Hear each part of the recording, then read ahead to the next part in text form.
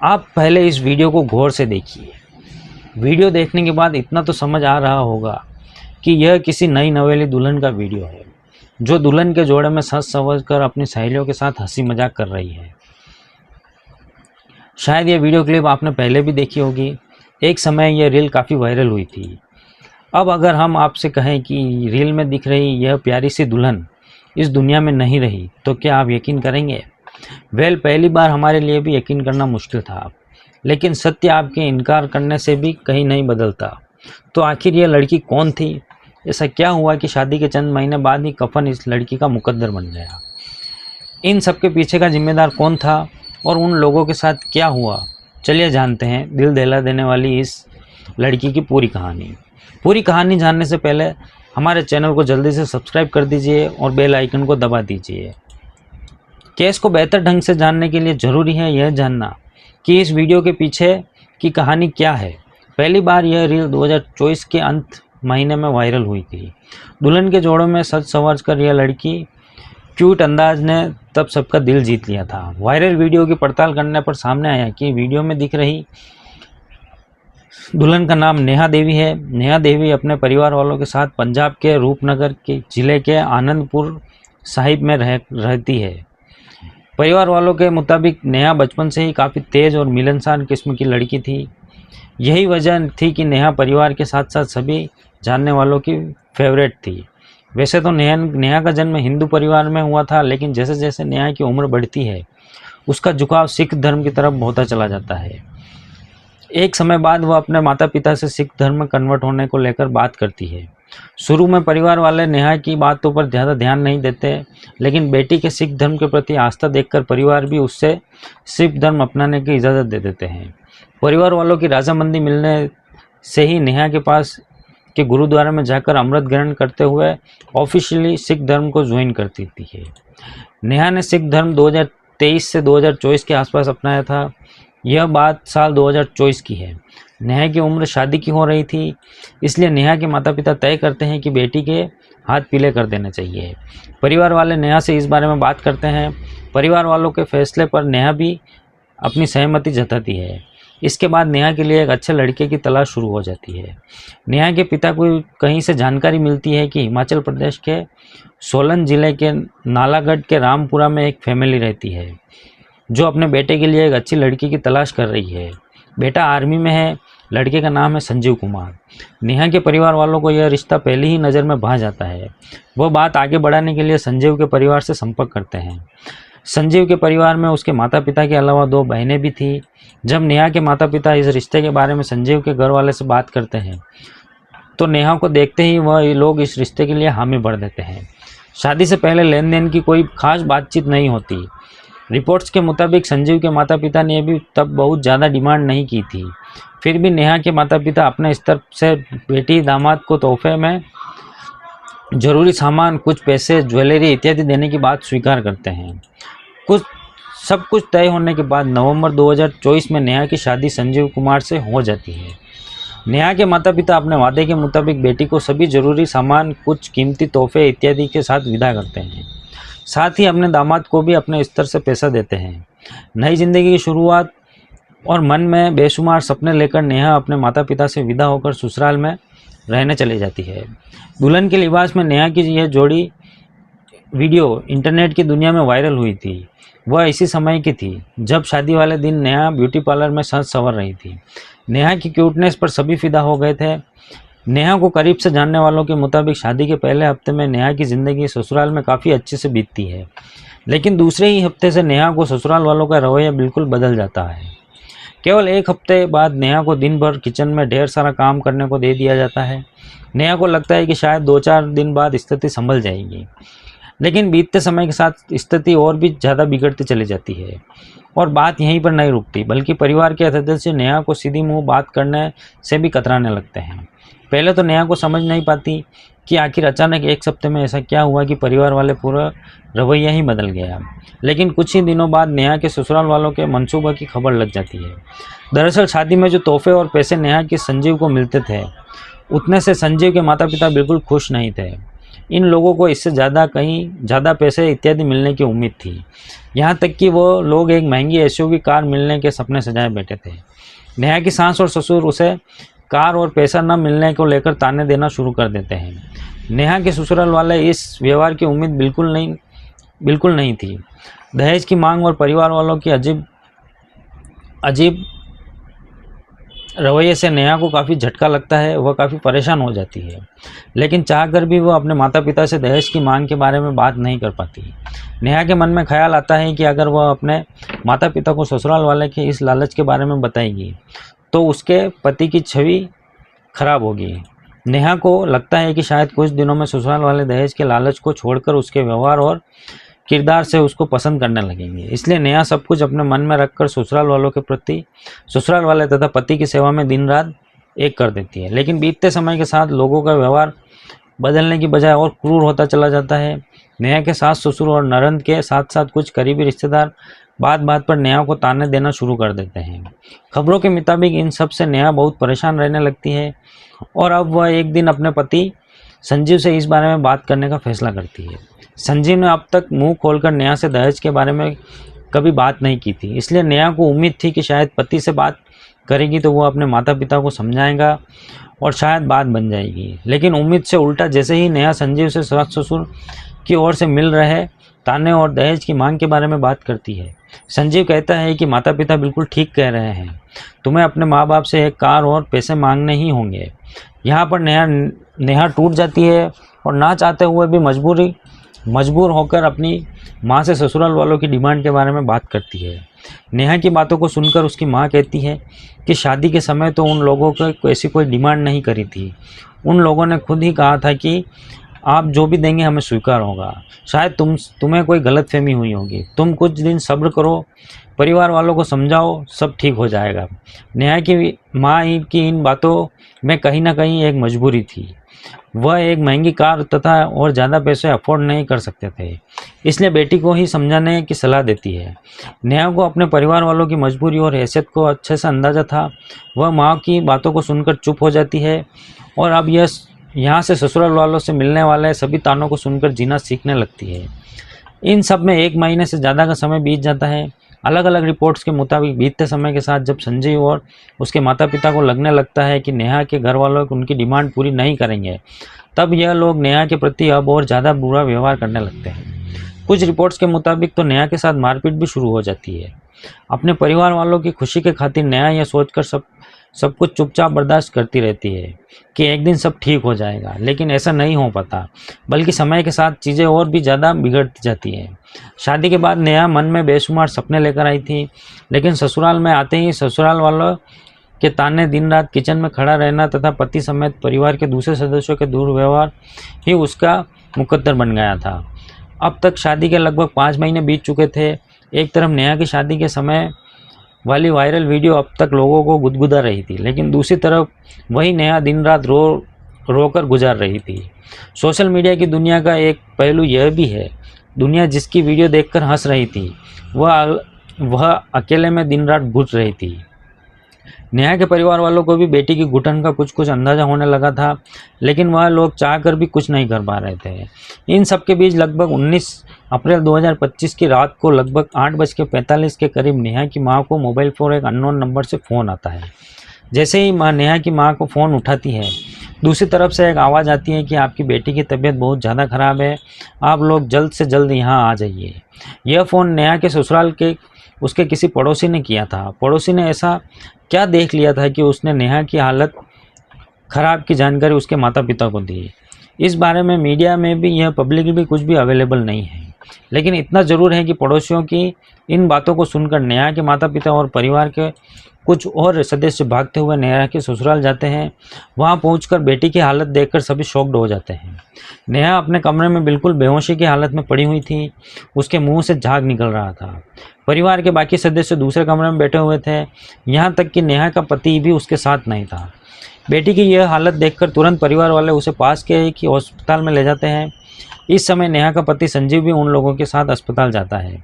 जैसे ही local hospital में बताया जाता है कि नेहा की हालत बहुत ज़्यादा ख़राब है और उसे बड़े हॉस्पिटल में ले जाना होगा, तो नेहा को दूसरे हॉस्पिटल में ले जाने से पहले उसके उसका पति वहां से चला जाता है।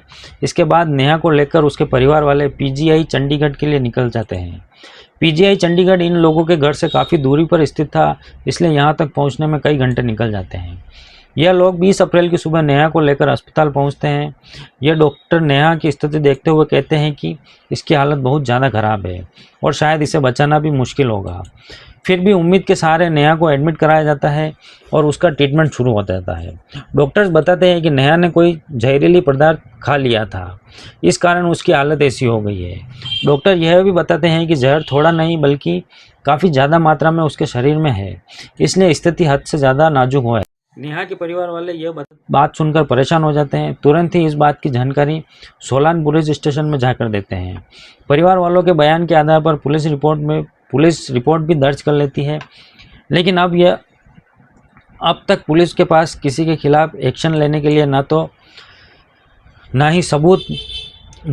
तो ठोस वजह थी और ना ही सबूत। इधर नेहा का ट्रीटमेंट हॉस्पिटल में चल रहा था, लेकिन हालत सुधरने के बजाय और बिगड़ती ही चली जाती है और 5 दिनों तक जिंदगी और मौत से लड़ते हुए इस दुनिया को हंसाने वाली नेहा हमेशा के लिए इस दुनिया से चली जाती है।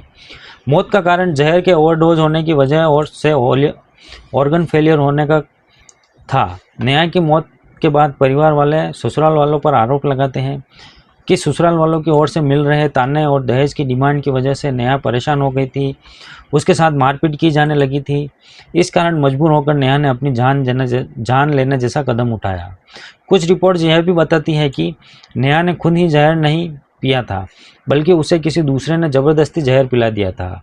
इसके पीछे की दलील यह दी जाती है कि जितनी अधिक मात्रा में नेहा के शरीर में जहर मौजूद था, उतनी अधिक मात्रा में कोई व्यक्ति शायद खुद ही पी पाएगा। उसे यह तो किसी ने ज़बरदस्ती यह सब कुछ पीने के लिए मजबूर किया या दूसरे ने पिलाया। इसके अलावा यह भी कहा जाता है कि नेहा तो दिन रात घर में ही रहती थी, तो फिर उसके पास इतनी अधिक मात्रा में जहर कहाँ से आया। खैर, अलग अलग अटकलों के बीच नेहा का पोस्टमार्टम किया जाता है, फिर शव को परिवार के हवाला कर दिया जाता है। परिवार वाले शव को पीजीआई के बाहर ही रखते हुए अपनी कुछ डिमांडों के साथ स्ट्राइक पर बैठ जाते हैं। उन लोगों की सबसे बड़ी डिमांड थी कि नेहा के ससुर, उसके पति और उसके परिवार के कुछ और सदस्यों के खिलाफ नेहा की जान लेने की धाराओं के तहत मामला दर्ज किया जाए और उन पर कार्रवाई हो। जैसे ही नेहा के परिवार वाले धरने पर बैठते हैं, बात मीडिया तक आती है। मीडिया से होते हुए आला पुलिस अधिकारियों तक भी यह खबर चली जाती है। इसके बाद लोकल पुलिस आकर परिवार वालों से बात करते हैं, उन्हें संजीव समेत उसके माता पिता तथा दूसरे जिम्मेदार लोगों के खिलाफ कार्रवाई का भरोसा दिलाते हुए एफआईआर दर्ज करते हैं। नेहा के परिवार वालों की ओर से बयान दिया जाता है कि शादी के बाद नेहा को दहेज के लिए परेशान किया जा रहा था, उसके साथ शारीरिक। तारीख थी 19 फरवरी साल 2026। सुबह के करीब 5:45 का टाइम था। मोना नाम की महिला सवेरे उठती है, पर उसे अपना पति कहीं भी दिखाई नहीं देता। यह देखकर मोना को लगता है कि वह शायद बाथरूम में होंगे, इसलिए वह उसे बाहर से आवाज लगाती है, लेकिन कोई भी जवाब नहीं मिलता क्योंकि उसका हस्बैंड बाथरूम में था ही नहीं। फिर वह दूसरे कमरे की तरफ बढ़ती है और जैसे ही उसका दरवाजा खोलती है तो सामने का नजारा देखकर उसकी चीख निकल जाती है। लेकिन मोना ने ऐसा क्या देखा और कैसे एक ही घर से 2 बॉडीज मिली, जानने के लिए वीडियो के लास्ट तक बने रहिए। इस केस की शुरुआत होती है उत्तर प्रदेश के बलिया जिले से। यहाँ बोरिया थाना क्षेत्र के अंडर आने वाले रानीगंज बाजार के पास एक आलीशान मकान मौजूद था। इस मकान में विजय गुप्ता अपने पूरे परिवार के साथ रहा करते थे और वह एक किराना की शॉप चलाते थे। बाजार में उनका अच्छा खासा नाम था और हर कोई उनकी इज्जत किया करता था। परिवार के मुखिया होने के नाते विजय गुप्ता ही घर के सारे फैसले लेते थे और उनका हुक्म ही आखिरी हुक्म माना जाता था। विजय गुप्ता के 2 बेटे भी थे, जिसमें बड़े बेटे का नाम आकाश गुप्ता था और अपनी पत्नी के साथ इसी घर में रहता था और अपने पिता का काम में हाथ बटाता था। छोटे बेटे की बात करें तो उसका नाम था रवि गुप्ता, जिसकी उम्र करीब 25 से 30 साल के बीच थी। रवि दिखने में एक सीधा साधा, शांत और बेहद मिलनसार बिहेवियर का लड़का था। रानीगंज बाजार में लोग उसे एक मेहनती इंसान के रूप में जानते थे। विजय गुप्ता ने अपने इस बेटे के फ्यूचर को संवारने के लिए और घर में खुशियां लाने के लिए उसकी शादी मोना नाम की एक लड़की से तय कर दी और 1 साल पहले ही दोनों की शादी बहुत ही धूमधाम के साथ भी हो गई। यह पूरी तरह से एक अरेंज मैरिज थी, जिसमें दोनों परिवार की रजामंदी शामिल थी। शादी के बाद जब मोना दुल्हन बनकर घर में आई तो पूरे गुप्ता परिवार में खुशियों का माहौल छा गया।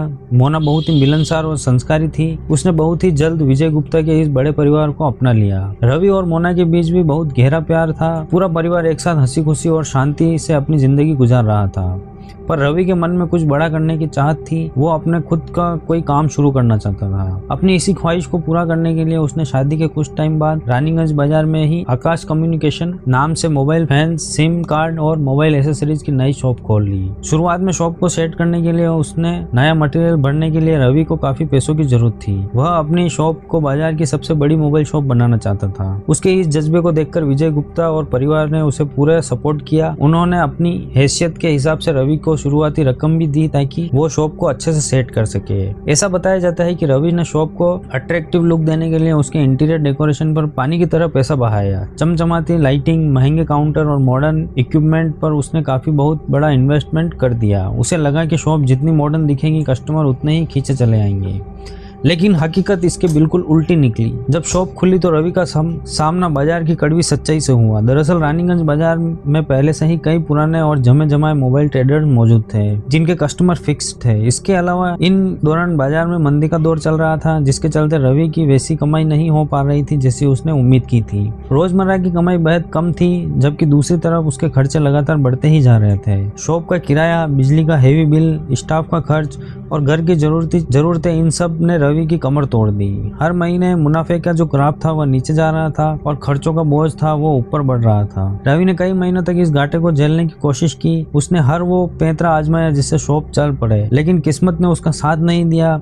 जब रवि ने देखा कि लगातार पैसे लगाने के बाद भी उसका कुछ प्रॉफिट नहीं हो रहा है बल्कि जेब से और पैसे जा रहे हैं, तो उसने पूरी तरह हिम्मत हार दी और भारी मन के साथ आखिरकार अपनी शॉप का शटर हमेशा के लिए गिरा दिया और काम बंद कर दिया।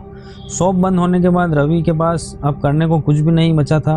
वह बेरोजगार हो चुका था और 24 घंटे बहुत ही परेशान रहने लग गया था। रवि दिन भर अपने कमरे में गुमसुम बैठा रहता था। उसे समझ नहीं आ रहा था कि अब आगे करे तो वह क्या करे। अपने टूटे हुए सपनों का दर्द, परिवार के सामने नाकाम साबित होने का डर और फ्यूचर की चिंता ने उसे अंदर ही अंदर खंखोल कर रख दिया। इसी दौरान उसके मन में रेखा किन्नर का ख्याल आया, जिसके साथ रवि की अच्छी जान पहचान थी। आपको बता दूं, रेखा की उम्र 60 से 62 साल के आसपास थी और वह भी रानीगंज बाजार में ही एक किराए के कमरे पर रहती थी। रेखा बिहेवियर से काफी मिलनसार थी और बाजार के सभी दुकानदारों के साथ उसका अच्छा उठना बैठना था। जब रवि ने अपने मोबाइल और सिम कार्ड की शॉप खोली थी तब रेखा का उस शॉप पर अक्सर आना जाना लगा रहता था। वह रवि की शॉप से ही मोबाइल रिचार्ज, सिम कार्ड से जुड़ा काम करवाया करती थी। रवि के सीधे बिहेवियर की वजह से रेखा उसे पसंद करने लगी थी और उनके बीच अच्छी जान पहचान हो गई थी। रिपोर्ट्स के मुताबिक जब रवि की शॉप पूरी तरह से घाटे में चल रही थी और उसने थक हार कर उसे बंद कर दिया तो वह गहरे डिप्रेशन में चला गया। मोबाइल बिजनेस में हुए भारी नुकसान के बाद रवि को अपने परिवार से दोबारा नया काम शुरू करने के लिए कोई फाइनेंशियली सपोर्ट नहीं मिल पा रहा था, जिससे वह बेहद अपसेट था। ऐसे मुश्किल वक्त में रवि को रेखा का ख्याल आया। अब क्योंकि रेखा के साथ उसके संबंध काफी अच्छे थे और वह जानता था कि वह फाइनेंशियली काफी स्टेबल है, इसलिए रवि ने हिम्मत जुटाकर रेखा को अपनी कहानी सुनाई और उससे मदद की गुहार लगाई। रवि की बेबसी देखते हुए रेखा का दिल पिसज गया। उसने रवि पर भरोसा करके उसे दोबारा अपने पैरों पर खड़े होने के लिए लाखों रुपए का उधार दे दिया। रेखा से यह पैसे मिलने के बाद रवि की आंखों में फिर से नए सपने तैरने लगे। उसने अपनी उसी पुरानी शॉप में मोबाइल का काम पूरी तरह से हटाकर डेयरी का नया बिजनेस शुरू कर दिया। रवि को पूरी उम्मीद थी कि इस बार डेयरी के काम से वह अच्छा मुनाफा कमाएगा और रेखा के पैसे भी टाइम पर लौटा देगा, लेकिन किस्मत को कुछ और ही मंजूर था। नया काम शुरू होने से कुछ टाइम बाद ही डेयरी की शॉप से भी वैसी अच्छी कमाई नहीं हो पा रही थी जैसी रवि ने सोची थी। वह एक बार फिर से घाटे की तरफ बढ़ने लगा। इसी बीच रेखा को अपने किसी काम या कोई जमीन खरीदने के लिए लाखों रुपए की सख्त जरूरत पड़ी। उसे रवि से अपने दिए हुए पैसे वापस मांगना शुरू कर दिया। रवि की माली हालत इतनी खराब थी कि उसके पास चुकाने का कोई जरिया नहीं था। जब भी रेखा पैसे मांगती तो वह कोई न कोई बहाना बनाकर बात को टाल दिया करता था। अब बार बार टाल मटोल करने की वजह से रेखा का जो सब्र का बांध था वो टूट गया। अब जब भी दोनों का आमना सामना होता तो उनके बीच पैसों को लेन देन को लेकर बहसबाजी और कहासुनी होने लग जाती थी। जिस रेखा ने रवि को बेटे जैसा मानकर उसकी मदद की थी, अब उसके साथ रिश्ते की गहरी कड़वाहट खुल चुकी थी। रेखा किसी भी हाल में बस अपना पैसा वापस पाना चाहती थी। इस दौरान तारीख आई 17 फरवरी साल 2026। सुबह के वक्त रेखा रानीगंज बाजार में ही मौजूद थी। अपने साथी सुमन किन्नर के मोबाइल से अपनी एक और किन्नर साथी को कॉल मिलाया और बातचीत के दौरान उससे कहा कि वह बधाई लेने के लिए जा रही है। यह रेखा को अपने साथियों से आखिरी बातचीत थी। इसके बाद रेखा सीधा रवि की शॉप पर पहुंच गई। उस दिन उसका पारा बहुत चढ़ा हुआ था और वह हर हाल में अपना पैसा वापस चाहती थी। शॉप पर आते ही उसने रवि को खरी खोटी सुनानी शुरू कर दी और अपने पैसों के लिए बुरी तरह से टोकना शुरू कर दिया। बाजार के बीचों बीच रेखा को इस तरह गुस्से में चिल्लाते हुए देखकर रवि बहुत बुरी तरह से घबरा गया। उसे लगा कि उसकी और उसके परिवार की बदनामी हो रही है, इसलिए उसने दोपहर के करीब 1:09 पर अपने पिता विजय गुप्ता को फोन मिलाया और उनसे कहा कि बैंक में कुछ जरूरी काम है, इसलिए वह थोड़ी देर के लिए शॉप पर आ जाए। बेटे की बात सुनकर विजय गुप्ता तुरंत ही शॉप पर पहुंच गए और उनके आते ही रवि शॉप छोड़कर वहां से तुरंत निकल गया। लेकिन वह बैंक नहीं गया बल्कि सीधे अपने घर की तरफ भागा।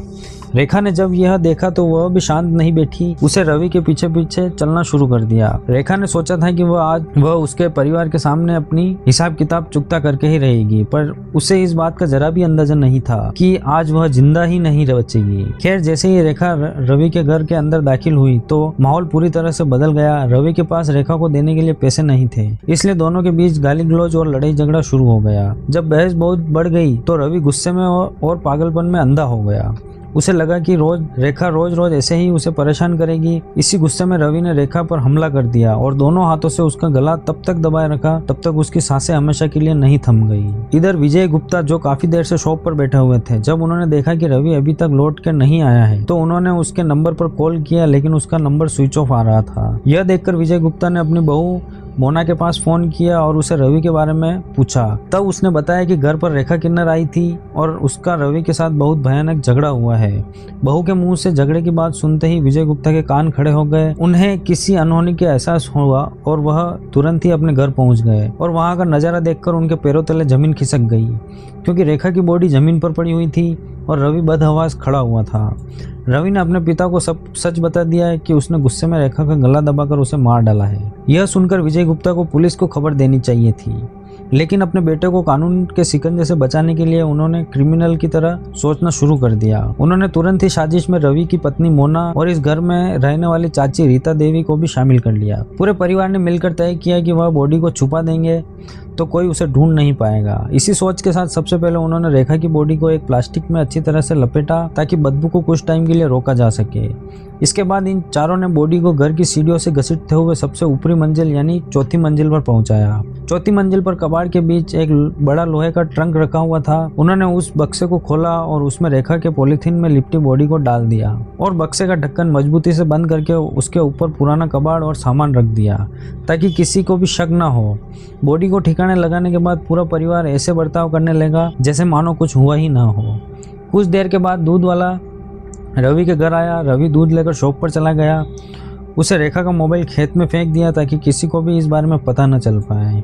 वहीं दूसरी तरफ 17 फरवरी को दोपहर के बाद जब रेखा अपने घर पर वापस नहीं लौटी और उसका कोई अता पता नहीं चला तो उसके साथी किन्नर परेशान हो गए। उन्होंने रेखा के फोन पर कई बार कॉल किए, लेकिन हर बार फोन स्विच ऑफ आ रहा था। यह देखकर उन्होंने किसी अनहोनी का एहसास होने लग गया, इसलिए 17 फरवरी की शाम को ही बड़ी संख्या में किन्नर बेरिया थाना पहुंच गए और रेखा की गुमशुदगी की रिपोर्ट दर्ज कराते हुए जमकर हंगामा किया। मामले की गंभीरता को देखते हुए पुलिस ने तुरंत टीम बनाई और सबसे पहले रेखा के मोबाइल के लोकेशन को ट्रैक की तो देर शाम उनका फोन एक खेत में पड़ा हुआ मिल गया। पुलिस ने 17 फरवरी की दोपहर के सीसीटीवी फुटेज खंगालना शुरू किया, जिसमें एक बेहद चौंकाने वाला सुराग हाथ लगा। फुटेज में साफ दिख रहा था कि दोपहर करीब 1:15 पर रेखा रवि के घर के अंदर दाखिल हो रही है। पुलिस ने आगे कई घंटों की फुटेज देखी, लेकिन उसे रेखा से दोबारा कभी बाहर निकलती हुई नहीं दिखाई दी। अब पुलिस का शक पूरी तरह से गुप्ता परिवार पर टिक चुका था। पुलिस की एक टीम ने 18 फरवरी की देर शाम रवि के घर पर दबिश दी और रवि और उसके पिता विजय गुप्ता से पूछताछ की। हालांकि उस टाइम परिवार ने किसी भी बात से साफ इनकार कर दिया और कहा कि रेखा उनके घर पर जरूर आई थी, लेकिन वह थोड़ी देर के बाद पिछले दरवाजे से चली गई थी। पुलिस ने रवि को कड़ी वार्निंग दी और कहा अगले दिन सुबह उससे पूछताछ के लिए थाने आना होगा। पुलिस की इस दबिश और लगातार बढ़ते दबाव ने रवि को अंदर से पूरी तरह से तोड़ दिया। उसे समझ आ गया था कि अब उसका बचना नामुमकिन है। वह जानता था कि अगर पुलिस ने घर की तलाशी ली तो चौथी मंजिल पर बक्से में छिपाया गया राज खुल जाएगा और उसका पूरा परिवार जेल चला जाएगा। 18 फरवरी की खौफनाक रात रवि ने अपनी ज़िंदगी की आखिरी रात के रूप में बिताई। अगली सुबह यानी 19 फरवरी की सुबह करीब 5:45 पर जब उसकी पत्नी मोना सोकर उठी और रवि उसके कमरे में नहीं दिखा तो वह उसे ढूंढने के लिए जैसे ही बराबर वाले कमरे में पहुंची तो उसकी चीख निकल गई, क्योंकि सामने रवि फंदे पर लटका हुआ था। उसने पकड़े जाने के डर से अपनी जान दे दी। घर में चीख पुकार मच गई और यह खबर आग की तरह पूरे रानीगंज बाजार में फैल गई। साथ ही पुलिस को भी इस वारदात की जानकारी दी गई। खबर मिलते ही बेरिया थाना प्रभारी और सीनियर पुलिस अधिकारी की टीम मौके पर पहुंची। अब क्योंकि पुलिस को पहले से ही रवि पर रेखा को गायब करने का डाउट था, इसलिए रवि की बॉडी को पोस्टमार्टम के लिए भेजने के बाद पुलिस ने बिना टाइम गवाए उस मकान की तलाशी लेना शुरू कर दी। शुरुआत में पहली से तीसरी मंजिल पर कुछ भी नहीं मिला, लेकिन जैसे ही पुलिस टीम सबसे ऊपरी मंजिल यानी चौथी मंजिल में दाखिल हुई तो वहाँ माहौल पूरी तरह से बदला हुआ था। रेखा की बॉडी 2 दिन से बक्से में बंद थी, जिस वजह से चारों तरफ बहुत बदबू फैल चुकी थी। 3 अगस्त साल 2026 की वो सुबह बिल्कुल नॉर्मल थी, जब सिलवासा के टोकरा खेड़ा में एक मकान मालिक अपने बंद पड़े कमरे की सफाई करने और उसे किसी नए किराएदार को देने के लिए चाबी लेकर पहुंचा। मकान मालिक ने जैसे ही दरवाजे का ताला खोला तो अंदर से आई एक भयानक बदबू ने उसके होश उड़ा दिए। बदबू का पीछा करते हुए जब वो बाथरूम तक गए तो वहाँ पर कुछ ऐसा रखा हुआ दिखाई दिया जिसने उसके रोंगटे खड़े कर दिए। पूरे बाथरूम में ऐसा क्या रखा हुआ था, यह जानने के लिए वीडियो के एंड तक बने रहिए। इसकी शुरुआत होती है बिहार के नावदा जिले के रोहताना क्षेत्र के अंडर आने वाले सियूरी गांव से, जहां छोटी कुमारी नाम की एक लड़की अपने परिवार के साथ रहा करती थी, जिसकी उम्र करीब 20 से 21 साल के आसपास थी और उसका परिवार एक मिडिल क्लास परिवार था। छोटी के पिता का नाम मनीष उपाध्याय था, जो गांव में खेती किसानी और थोड़ी बहुत मजदूरी करके अपने परिवार का पेट पालते थे। वहीं छोटी की माँ एक हाउसवाइफ थी। उनकी पूरी ज़िंदगी में अपने घर की 4 दीवारी, चूल्हे चौका और बाकी देखभाल में ही बीती।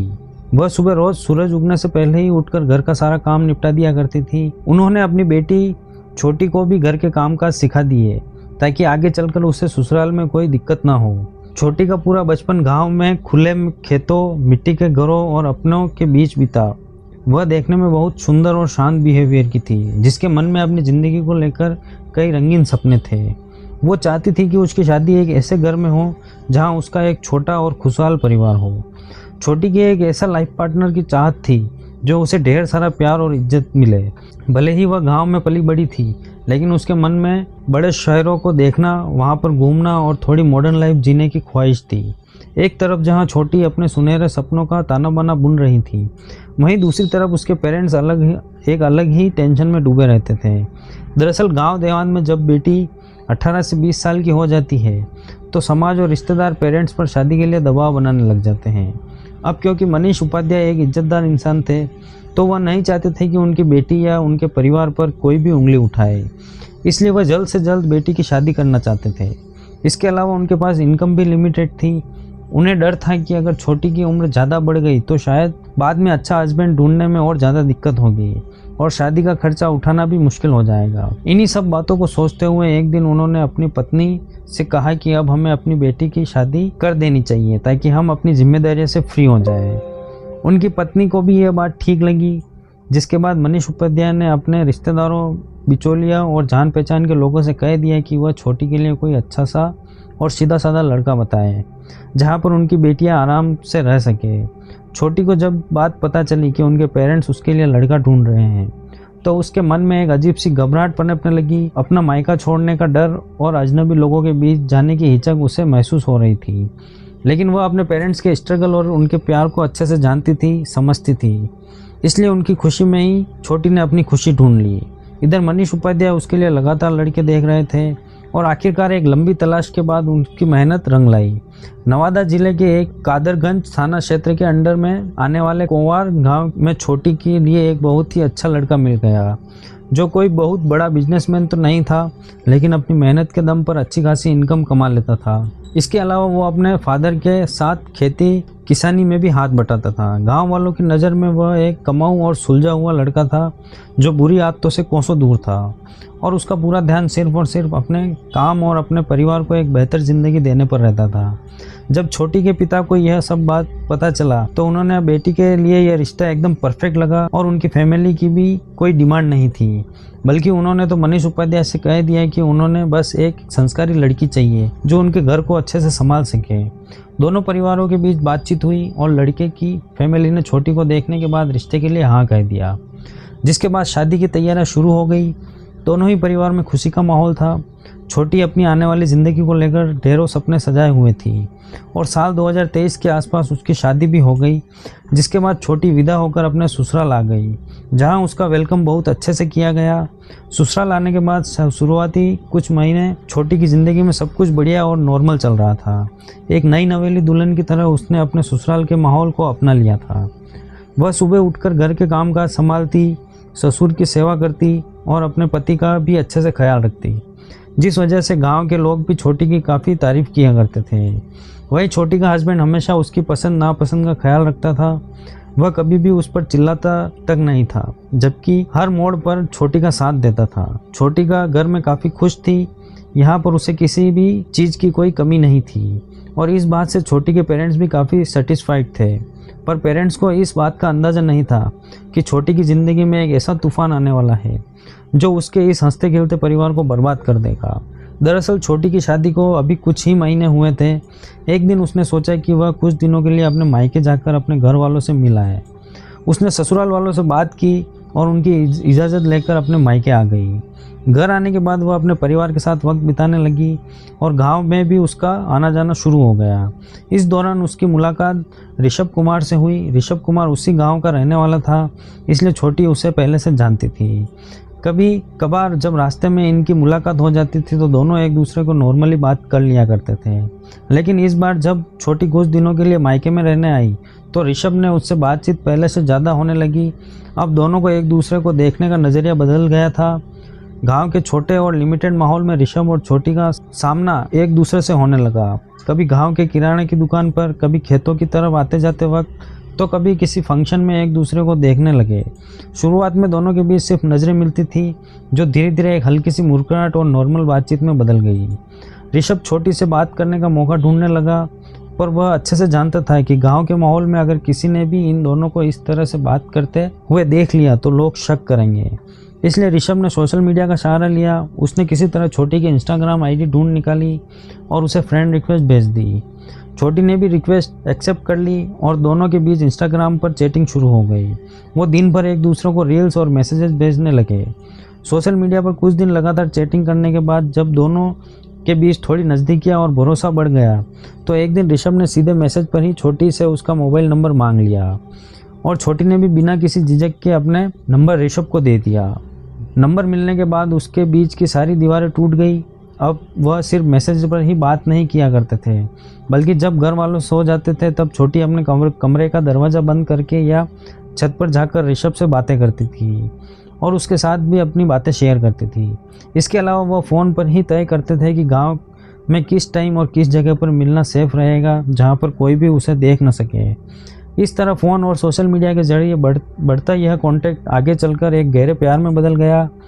ऋषभ ने छोटी से वादा लिया कि वह उसे बिहार के इस छोटे से गांव से दूर दमन और सिलवासा जैसी बड़े शहर में ले जाएगा। वहां पर कोई भी उसे रोकने वाला नहीं होगा। वह अपनी मर्जी से कपड़े पहन सकेगी, घूम सकेगी और एक मॉडर्न ज़िंदगी जी सकेगी। वह उसे अपनी पत्नी बनाकर अपनी पलकों पर रखेगा और कभी किसी चीज़ की कोई कमी नहीं होने देगा। ऋषभ ने छोटी को यह भरोसा दिलाया कि वह बाहर जाकर एक बड़ी कंपनी में अच्छी नौकरी या बिजनेस शुरू करने वाला है, जिसके बाद उसका अपना एक छोटा सा आशियाना होगा जहां वह दोनों बिना किसी बंदिश के अपनी मर्जी से जिएंगे। शुरुआत में छोटी के मन में अपने परिवार की बदनामी और पहले से शादीशुदा होने का डर था, लेकिन ऋषभ के लगातार दबाव और मीठी बातों ने धीरे धीरे उसके सोचने का तरीका बदल दिया। ऋषभ की बातों में आकर छोटी को अपना ससुराल जेल जैसा लगने लगा। उसे महसूस होने लगा कि उसकी असली खुशी तो ऋषभ के साथ गांव के बाहर जाने में ही है। ऋषभ ने छोटी को इस कदर अपनी बातों में फंसा लिया कि छोटी को ऋषभ का हर वादा सच्चा लगने लगा।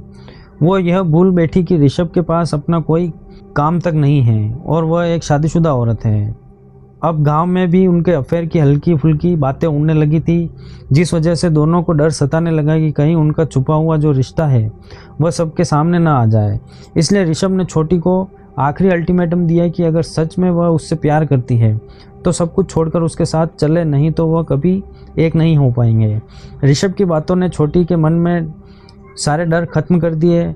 उसने अपने पेरेंट्स की इज्जत और अपने पति के सीधेपन को पूरी तरह इग्नोर कर दिया और ऋषभ के साथ मिलकर यह तय किया कि वह रात के अंधेरे में भागेंगे ताकि उन्हें कोई देख ना सके और सुबह होने तक वह गांव से बहुत दूर निकल जाएंगे। साल 2024 में प्लानिंग के मुताबिक एक रात जब छोटी के पेरेंट्स और परिवार के बाकी मेंबर्स गहरी नींद में सो रहे थे, तब छोटी छुपके से उठी और उसने तुरंत कुछ ज़रूरी सामान और जेवर बटोरे और बहुत ही सावधानी से अपने घर का दरवाज़ा खोलकर दबे पांव बाहर निकल गई। गांव के मुहाने पर ही ऋषभ मोटरसाइकिल के साथ उसका इंतज़ार कर रहा था, जिसके बाद दोनों रात के अंधेरे में ही नवादा ज़िले के बॉर्डर से बाहर निकल गए।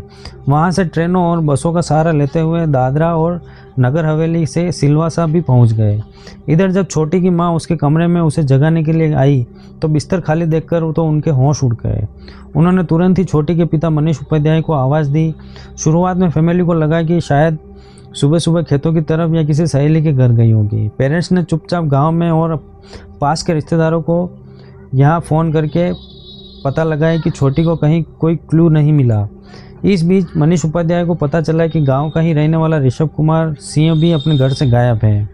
तो ऐसे में उन्होंने पूरा सीन समझ में आ गया कि जिस बेटी की उन्हें बड़े अरमानों से शादी की थी वह उनकी इज्जत को दांव पर लगाकर ऋषभ के साथ भाग चुकी है।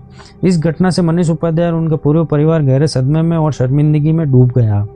लेकिन अपनी बेटी की सिक्योरिटी और लोकलाज की वजह से मनीष उपाध्याय ने आखिरकार कानून का सहारा लेने का फैसला किया। वह पुलिस स्टेशन पहुंचे और उन्होंने ऋषभ कुमार के खिलाफ किडनैपिंग की FIR दर्ज करा दी। मनीष उपाध्याय ने पुलिस को बताया कि उनकी बेटी शादीशुदा है और ऋषभ ने उसे बहला फुसलाकर शादी का झांसा देकर अपने साथ भगाकर ले गया है। उन्होंने पुलिस से गुहार लगाई कि उनकी बेटी को जल्द से जल्द ढूंढा जाए। पुलिस ने मामला दर्ज कर छानबीन शुरू की, लेकिन ऋषभ और छोटी ने अपने मोबाइल फ़ोन बंद कर लिए थे और अपनी लोकेशन पूरी तरह छुपा ली थी। इधर ऋषभ और छोटी सिलवासा पहुंच चुके थे, जहां ऋषभ ने टोकरा खाड़ा चौक में एक मकान मालिक से कांटेक्ट किया और खुद को शादीशुदा जोड़ा बताकर एक कमरा किराए पर ले लिया, जहां दोनों पति पत्नी की तरह रहने लगे। ऋषभ ने वादे के मुताबिक सिलवासा की एक प्राइवेट कंपनी में जॉब लग ली ताकि कमरा का किराया और राशन का खर्चा निकाल सके, जबकि छोटी दिन भर अकेले कमरे में ही रहा करती थी। दोनों ने समाज की नज़रों से दूर अपनी एक नई दुनिया बसा ली थी। लेकिन कुछ महीने बीतने के बाद जब जिंदगी की असलियत सामने आई तो उनके बीच दूरियां बढ़ने लगीं। दरअसल ऋषभ के परिवार वालों को जब पता चला कि वह एक शादीशुदा लड़की को भगाकर ले गया है और उसके साथ रह रहा है, तो उन्होंने इस रिश्ते को मानने से साफ इनकार कर दिया। वह ऋषभ को लगातार फ़ोन कर रहे थे कि वह छोटी का साथ छोड़ दे, जिस वजह से वह काफ़ी ज़्यादा परेशान रहने लगा था। वहीं ऋषभ की कमाई भी ज़्यादा बहुत नहीं थी। एक छोटी सी नौकरी से सिर्फ कमरे का किराया और राशन ही पूरा हो पाता था। छोटी का तो न वो कंफर्टेबल लाइफ मिल पा रही थी, ना ही घूमने फिरने की आज़ादी जिसके सपने उसने सजाए थे। वह दिन भर एक छोटे से कमरे में अकेली रहती थी, जिससे उसका मन अब उचटने लगा था। छोटी को लगने लगा था कि बिना शादी और परिवार की मंजूरी के उसका फ्यूचर अंधेरे में है। उसने ऋषभ पर दबाव बनाना शुरू कर दिया कि वह उसे अपने गांव लेकर चले और सबके सामने पत्नी का दर्जा दे। छोटी जब भी गांव वापस लौटने की जिद करती तो ऋषभ डर जाता, क्योंकि उसे पता था कि नवादा के पुलिस स्टेशन में उसके खिलाफ किडनैपिंग का मुकदमा दर्ज है और अगर वह गया तो पुलिस उसे जेल भेज देगी। इस वजह से वह गांव वापस नहीं जाना चाहता था, जबकि छोटी उसे लगातार प्रेशर डाल रही थी। साल 2026 आते आते यह विवाद इतना बढ़ गया कि ऋषभ अब छोटी के साथ मारपीट करने लगा था। इस दौरान तारीख आई 9 जून 2026, सुबह का टाइम था। छोटी और ऋषभ के बीच हमेशा की तरह गांव लौटने को लेकर लड़ाई झगड़ा चल रहा था, लेकिन उस दिन यह झगड़ा आम दिनों से कहीं ज़्यादा बढ़ गया। गुस्से और नफरत में पागल होकर ऋषभ ने ताकत से छोटी का गला दबाकर उसकी जान ले ली और पकड़े जाने के डर से फिर एक खौफनाक साजिश रची। उसने छोटी के हाथ पैर रस्सी से कसकर बांध दिए, उसकी बॉडी को एक प्लास्टिक की शीट में पूरी तरह लपेट दिया, फिर उसे कमरे में ही रखे एक बड़े ट्रॉली सूटकेस के अंदर ठूस कर बंद कर दिया और बाथरूम में छिपा दिया। इस वारदात को अंजाम देने के बाद ऋषभ अपने ज़रूरी सामान और कपड़े समेटकर कमरे के मेन गेट के। दोस्तों, स्वागत है आप सभी का कहानी के एक और नए एपिसोड में। तो चलिए शुरू करते हैं। बिहार के मोतिहारा में एक गांव है जिसका नाम है हीरापट्टी। इस गांव की एक 5 साल की छोटी सी बच्ची अचानक अपने घर के बाहर खेलते हुए गायब हो जाती है। तारीख है 20 मार्च यानी पिछले महीने की बात है। 20 मार्च को जब ये बच्ची गायब होती है और घर वाले रियलाइज़ करते हैं कि बच्ची मिल नहीं रही है, तो वह बहुत बेचैन हो जाते हैं, परेशान हो जाते हैं। बहुत प्यारी बच्ची है अंशिका। अंशिका के घर वाले पहले तो अपने तौर पर ढूंढते हैं, गांव गली नाते रिश्तेदार, और फिर वो पुलिस के पास पहुंचते हैं और नज़दीकी थाने में जाकर बच्चे की गुमशुदगी की रिपोर्ट दर्ज करवाते हैं। अब की मामला 5 साल की छोटी सी बच्ची की गुमशुदगी का है और शुरुआती तफ्तीश में ये घर वाले जो ढूंढ रहे होते हैं उसमें किसी एक्सीडेंट जैसी कोई बात का पता नहीं चलता। तो यह लगता है कि शायद बच्ची को किसी ने किडनैप कर लिया है। पुलिस भी संचित रहती है, सोच में पड़ जाती है। घर वाले तो खैर समझ ही लीजिए कि एक एक पल काटना मुश्किल होता है। पुलिस को लगता है कि हो सकता है मामला किडनैपिंग का हो। वो FIR भी दर्ज करती है और इसी के साथ साथ मामले की छानबीन भी शुरू कर जाती है। पुलिस भी जांच में जुट जाती है। 2 दिन का वक्त गुजरता है, कोई क्लू नहीं मिलता और फिर दूसरे ही दिन यानी 22 मार्च को गांव के एक खेत में इस बच्ची की लाश बरामद होती है। बच्ची का गला कटा हुआ है, किसी तेज़दार हथियार से, चाकू जैसी किसी चीज़ से गला काटा गया है, इस तरह के निशान नज़र आते हैं। अब जब गांव वालों को इसका पता चलता है तो खबर पुलिस तक भी पहुंचती है। पुलिस मौके पर आती है। पूरा गांव उस खेत के पास उस बच्ची के शव के पास इकट्ठा हो चुका है। परिवार में मातम है।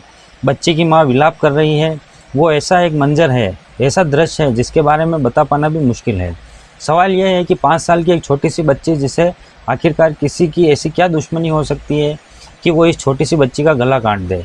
पुलिस वाले इस सवाल का जवाब ढूंढने की कोशिश करते हैं। यह बात समझ में आती है कि बच्ची की शायद दुश्मनी नहीं होगी, लेकिन बच्ची के माता पिता की हो सकती है। तो किसी से दुश्मनी हो और किसी ने रंजिश में आकर बच्ची की हत्या कर दी हो ताकि घर वालों को भी सबक सिखाया जा सके। पुलिस ने बच्चे के माता पिता और बाकी तमाम नाते रिश्तेदारों से भी पूछताछ करती है, लेकिन कोई भी ऐसी दुश्मनी की बात समझ में नहीं आती और पुलिस थोड़ी उलझन में पड़ जाती है कि आखिरकार इस बच्ची के साथ ऐसा क्या हुआ। मगर 24 घंटे गुजरते गुजरते इस मामले में एक अजीब सा ट्विस्ट आता है।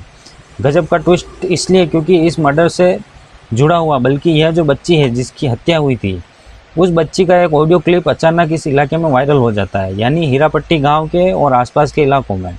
यह बच्ची रोती हुई, घबराती हुई भोजपुरी में यह कह रही है, पापा हो बड़ी माँ बोलत, बाड़े बड़ी तोहरा, जान के तोहरा, जान से मार के छोराम। कहने का मतलब यह है, हो सकता है कि मैंने एग्जैक्ट भोजपुरी ना बोला हो। कहने का मतलब यह है कि बड़ी मम्मी यह बोल रही है, बड़ी माँ यह बोल रही है कि मैं तुम्हें जान से मार के छोड़ूंगी, और वो पापा को संबोधित कर रही है। इस आवाज़ में वो बड़ी बेचैनी है, वो रुआ सी सुनाई देती है। वो छोटी सी बच्ची का इतना सा ऑडियो क्लिप जो है वो वायरल होता है, और जो ये ऑडियो क्लिप वायरल होता है तो पूरे इलाके में, खासकर हीरापट्टी गांव में, यह क्लिप जंगल में आग की तरफ फैल जाती है, क्योंकि इस ऑडियो क्लिप में बच्ची की आखिरी आवाज़ रिकॉर्डेड है, मौत से पहले की आवाज़, जिसमें बच्ची बहुत बेचैनी की हालत में चीख रही है। अब सवाल ये उठता है कि ऐसा कौन कर सकता है और ऐसा कोई क्यों करेगा। बच्ची की हत्या चलो दुश्मनी में कर दी, माँ बाप को सबक सिखाना था, इस ऑडियो को वायरल करने से क्या मिलेगा, यह भी पुलिस सोच में पड़ जाती है और पुलिस इस मामले की छानबीन शुरू करती है। लेकिन जैसा कि मैंने आपको बताया, यह ऑडियो क्लिप बहुत सारे मोबाइल में फैल चुका है, तो एग्जैक्टली इस ऑडियो क्लिप के सोर्स का पता लगाना, खासकर मोबाइल के रिवर्स सर्च से, पुलिस के लिए थोड़ा काम मुश्किल था। ऐसे में पुलिस जो है इंटरनेट के जरिए इस मामले को सॉल्व करने का फैसला करती है और पुलिस इस IP एड्रेस की तलाश करती है जिस इंटरनेट की मदद से इस क्लिप को वायरल किया गया। और जब पुलिस इस एक्सरसाइज को कैरी करती है तो पुलिस उस हीरापट्टी गांव के एक मकान तक पहुंचती है। यह मकान है उसी गांव के रहने वाली 20 साल की एक लड़की शिल्पा का। बल्कि शिल्पी और उसके परिवार के सारे लोग, पिता और तमाम जो नाते रिश्तेदार हैं, वो साथ रहते हैं। लेकिन जिक्र मैं शिल्पी का कर रहा हूँ वो इसलिए कर रहा हूँ क्योंकि जब ये क्लिप वायरल होता है और जब पुलिस इंटरनेट को ट्रैक करती है तो कहाँ किसी IP एड्रेस से इस क्लिप को वायरल किया गया था, तो पुलिस को पता चलता है कि जिस IP एड्रेस से ये क्लिप वायरल हुआ है वो IP एड्रेस जो है शिल्पी के ही मोबाइल फ़ोन का है। बेसिकली इस मोबाइल फ़ोन का हॉटस्पॉट किसी और मोबाइल फ़ोन के साथ शेयर किया गया था और उस मोबाइल फ़ोन से ऑडियो को वायरल किया गया, यानी लोगों के बीच सर्कुलेट किया गया। तो IP एड्रेस यानी हॉटस्पॉट के जरिए पुलिस शिल्पी तक पहुंची और शिल्पी को हिरासत में ले लिया जाता है। ये कंक्रीट एविडेंस की तरह है, लेकिन जब तक कोई वेरीफाई ना हो जाए तब तक इस एविडेंस को एविडेंस की नहीं कह सकती, बल्कि एक क्लू कह सकते हैं। तो पुलिस इस क्लू को वेरीफाई करने की कोशिश करती है। शिल्पी को हिरासत में लिया जाता है और उससे पूछताछ करती है। आपको जानकर हैरानी होगी कि थोड़ी सी ही पूछताछ के बाद शिल्पी इस छोटी सी बच्ची 5 साल की बच्ची अंशिका के कत्ल करने की बात कबूल लेती है और बताती है कि मैं खुद अपने हाथों से चाकू से उसका गला काटा है। पुलिस भी यह सुनकर सख्त में आ जाती है। 20 साल की एक लड़की, जाहिर है 20 साल की लड़की कोई बड़ी उम्र तो नहीं होती। 18 साल में इंसान बालिग होता है। यहाँ तो बालिग होने के थोड़ी ही देर बाद, मतलब समझ लीजिए 2 साल बाद, वो एक छोटी सी बच्ची की हत्या करती है। इतने ब्रूटल तरीके से, भयानक तरीके से। इसके बाद पुलिस जो है शिल्पी से पूछताछ करती है तो वो कत्ल की बात भी कबूलती है। साथ ही साथ यह भी बताती है कि कत्ल करने के बाद पहले उसने अंशिका की लाश को एक बाल्टी में भर दिया था और बाल्टी में भरकर उसने एक खेत में जो एक मचान होता है उसके ऊपर रख दिया था, छुपा दिया था। लेकिन जब लाश की और बच्चे की तलाश लोगों ने शुरू की तो वो थोड़ा घबरा गई कि कहीं बाल्टी में मकान के ऊपर शव के रखे होने का ऐसा ना हो कि वो पकड़ी जाए, शक हो जाए किसी को। तो उसने फिर उस शव को मौका निकालकर उस बाल्टी से निकालकर दूर खेत में ले जाकर फेंक आई थी।